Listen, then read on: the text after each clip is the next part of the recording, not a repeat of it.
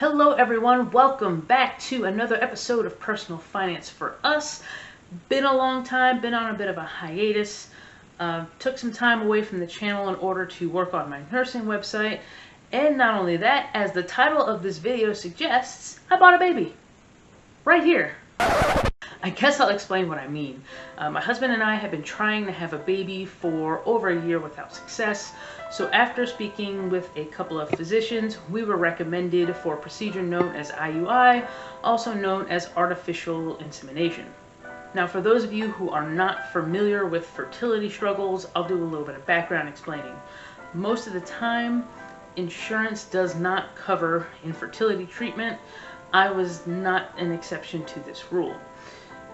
As a healthcare worker, I find this incredibly frustrating, but that's just the way it goes. In fact, more often than not, you'll find that people who work for, say, pharmaceutical companies actually get better healthcare coverage than doctors and nurses, but I digress.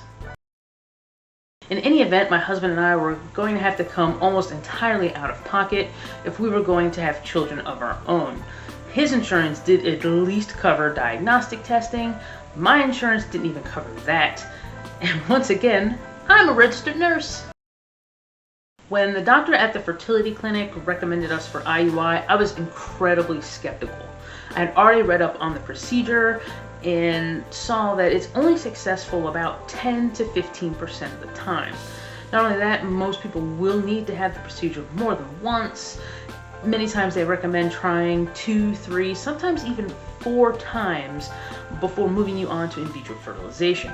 Now, depending on where you live, the cost of the procedure each time is about $1,000 to $2,000. So $1,500, let's say you need 3 attempts, that's $4,500 for a procedure that works about 12.5% of the time.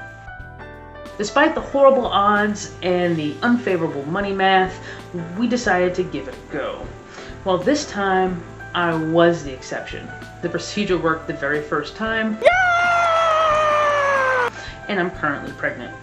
This brings me to why I'm sharing this story on a channel that's supposed to be about personal finance. We didn't expect to not be able to have a baby without scientific intervention. While infertility isn't uncommon, it still isn't the norm. Most people are able to have a baby for the low cost of free $99. But that's just how life is. No one ever thinks it's them that'll struggle to have a child. No one ever thinks it's them that'll get into a car accident. No one ever thinks it's them that will suffer from job loss or layoffs. And no one ever thinks it's them that'll have a surgery that requires them to take significant time off from work. This is why staying out of consumer debt is so important. A few years ago, my husband and I both had car payments on our cars to the tune of about $1,100 per month. How much did our incredibly fortunate single round of IUI cost us? $1,200.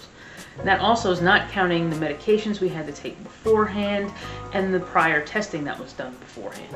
If we still carried that much car debt, trying to figure out how to pay for the IUI would have been a tremendous strain.